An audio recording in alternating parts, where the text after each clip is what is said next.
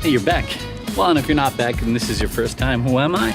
I'm Oliver Ward, and I am a local filmmaker here in Huntsville, and I'm doing a little series on the Algonquin Theater, one of my favorite places here in Huntsville. Today, we're going backstage with the technical director, and he's going to give us a little tour, tell us a bit of the history, show off all the cool lights and gear and gack that he has, the fog machine, the cool screens that come down. This is Backstage with Ollie at the Algonquin Theater.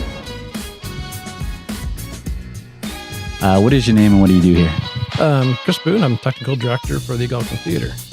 I've been here since day one, so it was starting kind of raw and then getting a feel for what the theater, what kind of direction we're going in. That was, the theater could go in a more theatrical way, or it could have gone more of a roadhouse, or to have more concerts. And that's kind of the way that we've gone, is we've done a lot more concerts. So I've tried to build up the gear, so we've got the gear to do the concerts. And so for all of the gearheads out there, what type of equipment are you working with in here?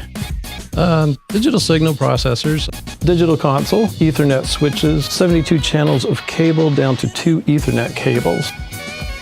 On the bottoms here, we have our subs. Up here, what we call our mains. We have another set here that sort of covers our center. Way up in the balcony straight above us, there's another set of speakers, and if you look across the back, you'll see these black panels. So those are all for sound absorption, to help absorb some of the sound. We've had a lot of positive feedback from performers that how well the room now sounds.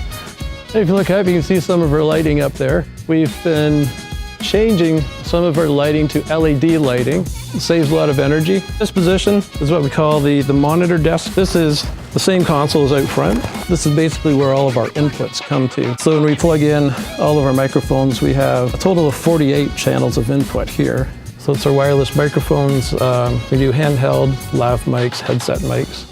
Yeah, the Sennheiser. Yep. See, I told you, state-of-the-art technology. What is the most common feedback you get from people who've come in here for the first time to perform? The most common comment that is made when they come in, they look at our venue and they say, oh, this is about what, 200 or 250? And so when we tell them that, so it's 408, they go, wow, it's a shallow theater, but it's long. So that's usually the first kind of comment they make. Yeah, the only other equipment we have, we've got our projector out front. That projector can project onto our screen up here. The Banff Film Fest, they tour all across Canada and the United States. They've come in and they said we've got one of the best projectors they've seen so far. So I've seen it. I've been here when they play movies, and it's stunning quality. And what's really cool about this space is it is super intimate. So you feel like you're sitting there behind a big screen. It's really nice. And this box is our grand piano. You don't see them often, but it plays well. We've had Natalie McMaster, Leahy's here play on it, and they actually love it. So. Definitely one of the cleaner backstages I've ever seen. This is our Wall of Fame I put up this year. Probably the oldest one is down here. This is from 2005. This is Jesus Christ Superstar. This was the first musical that we did here. This is our dressing room number 1. We usually refer to this as our star dressing room. It has its own bathroom, shower, some nice bright lights. We have comm systems in all of our dressing rooms. They come down here during the show. They can hear what's going on stage. Our dressing rooms 2 and 3, they're bigger.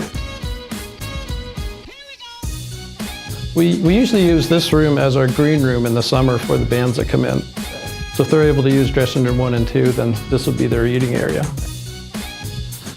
Little kitchen, microwave with some fridges.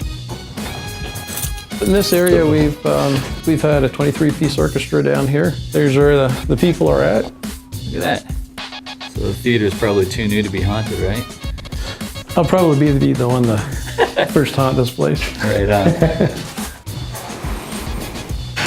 Hope you're not afraid of heights. So we're right above the balcony seats.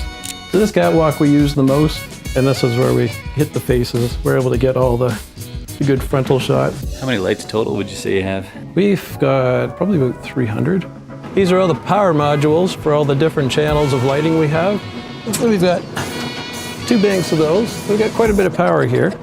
There's a lot of work behind the scenes. And I do have this one picture down below. You may have seen it. It's It shows an iceberg, and it shows the tip of the iceberg and then how deep it is below. And it says this is all the work before the show, and the tip of the iceberg is what you actually see. Thanks for the tour. Cool, it was great. Yeah. All right, so that concludes episode number 3. Thank you so much for watching. If you learned anything new or thought there was something cool in this video that someone you know might like to know, please share, like, post it everywhere. The whole point of doing these videos is to get the information out there about the theater, and it's important for people in town to know what you can do here because it's a lot more than just a theater space. Email the theater if you have more questions or if there's other videos that you'd like to see. I will see you in the next episode.